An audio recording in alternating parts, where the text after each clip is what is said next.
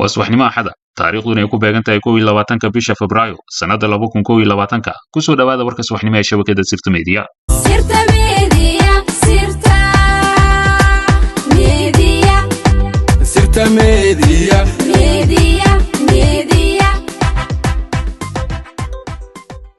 musharax Abshir Aadan Feero waxa uu ku guuleystay inuu furo dacwada badda ee Soomaaliya iyo Kenya waxa uu ku guuleystay inuu daaha ka rogo musuqmaasuqa midowga Yurub ay ku hayeen xilada xalane ee lagu dhibaateynayo ummadda Soomaaliyeed waa musharaxii saddexaad ee dunida Abid Somara kaasoo ololihiisa doorashada ku soo gala buug oo isaga qoray ahna musharaxii ugu horeeyay ee tigsada darajadaasi wadamada dhacagiiska Afrika shaqooyinka u gaarka ah ee lagu xusi karo noloshiisa waxa kamid ah ganacsade iyo hal abuur guuleystay aasaasaha shirkadda Fort Roger Group waxa uu leeyahay khibrad 32 sano ah oo la xiriirta shaqada amaanka isagoo soo qabtay boosas sare oo shaqadaani la xiriira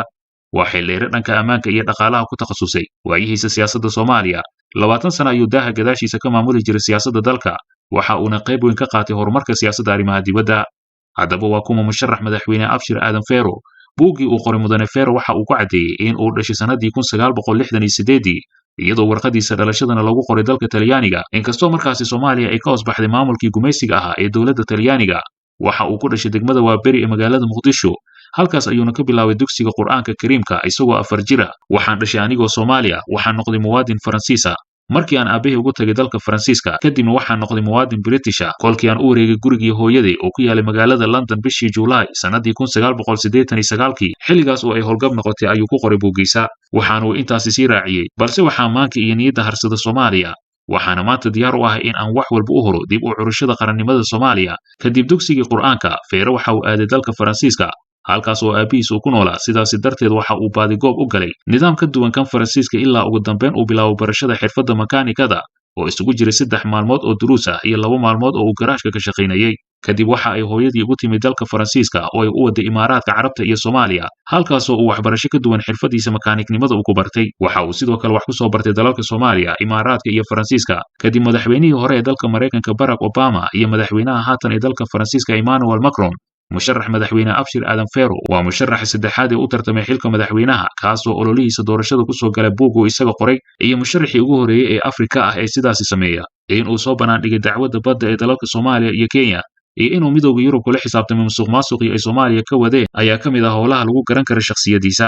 mudane Abshir Aadan Feero waana shakhsigii ugu horeeyay ee maalqabeenka dunida Bill Gates keena dalka gaar ahaan waqooyi galbeed ahna caasimadii labaad ee dalka magaalada Hargeysa haddaba su'aasha waxa ay tahay ma u qalmaa Abshir Aadan Feero xilka ugu sareeyay dalka ee madaxtinimada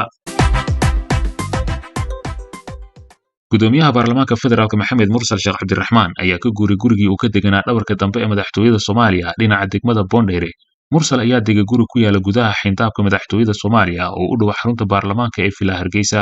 iyadoo ay arintu dhacday habeenkii Khamiista oo ku beegneed markii ciidamada dawladda ay weerarka ku qaadeen daljirka Daasoon iyo hoteelka Maida oo musharaxiinta mucaaradka ay ku abaabulayeen banaabax loogu soo horjeedo madaxweynaha waqtigiisa uu dhamaaday Maxamed Cabdullaahi Farmaajo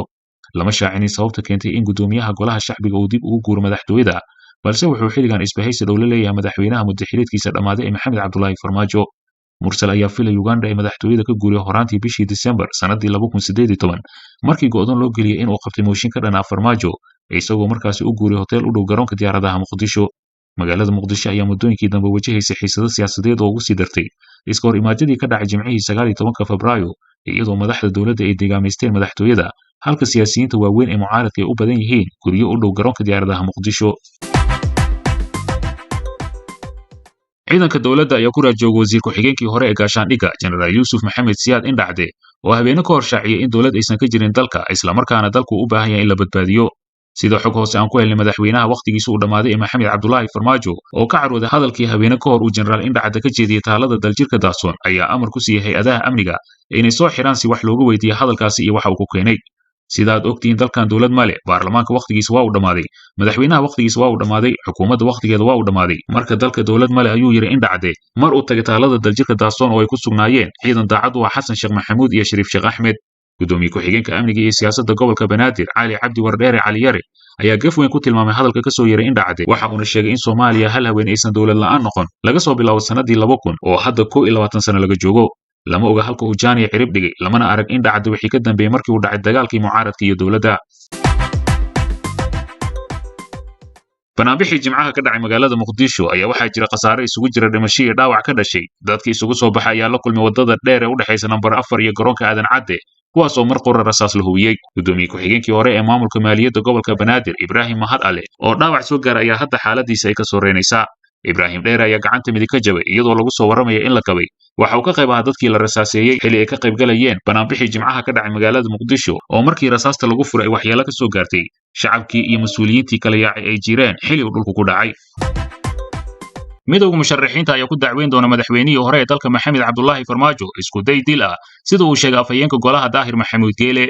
oo ah xubin ka mid ah musharaxiinta oo shir jiraa'id ku qabtay magaalada muqdisho ayaa sheegay in farmaajo waxa badiyay ciidanka rideen saacadihii lasoo dhaafay qondeeyey in ay ku dhex jiraan madaxdii hore sida laga soo xigtay wasiirkii hore ee warfaafinta Soomaaliya arbushaadii lagu sameeyay banaanbixii jimcaha kaliya ma ahayn is-hortaag balse waxay ahayd isku day dil oo dhammaystiran mana soo bandhigin cadeymo xoojinaya hadalkiisa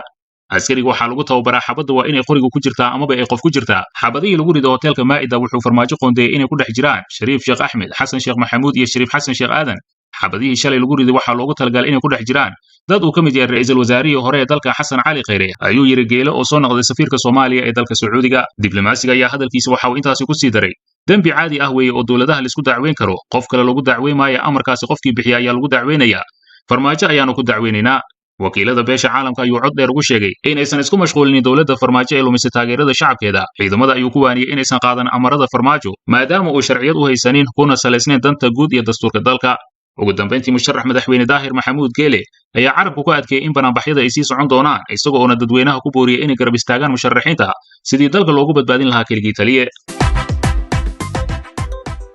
warbaahinta caalamka ayaa 24kii saac la soo dhaafay waxay aad u hadaleysay rabshadihii ka dhashay dibadbaxyada nabadda ahaa ee uu diiday madaxweynaha waqtigiisu dhamaaday maxamed cabdullaahi farmaajo wargeyska afka dheer ee New York Times ayaa qoraalkiisa waxa uu ku sheegay in dhibaatada ka dhalatay kadib markii farmaajo uu dib u dhigay doorashada kadibna uu diiday inuu xafiiska ka tago wargeyska kale ee dimuqraadiyiintu leeyihiin ee afka dheer Washington Post ayaa sheegay in Soomaaliya ay gashay qalalaasada dastuuriga tan iyo markii uu dhamaaday muddada xilhaynta madaxweynihii hore ee dalka maxamed cabdullaahi farmaajo taasoo ku ekeyd 8 bishan Febraayo wakaalada wararka ee Reuters ayaa qortay in dagaal uu dhacay kadib markii xukuumadda ay diiday dibadbax kadibna ay bando gelisay dadka Associated Press ayaa waxa ay dhankeeda tabisay in qaraxu ka dhacay airportka waxa kaloo ay sheegtay in la caburiyo dibadbaxyaal mucaarad ah mareegyada kale ee wax ka qoray sida farmaajo la dhaqmay mucaaradka ayaa waxa kamid ah BBC-da DW City News The Irish Times City News iyo qaar kale adigoo wareerin warar sugan oo xaqiiqa waxaad ka helaysaan waa sirta media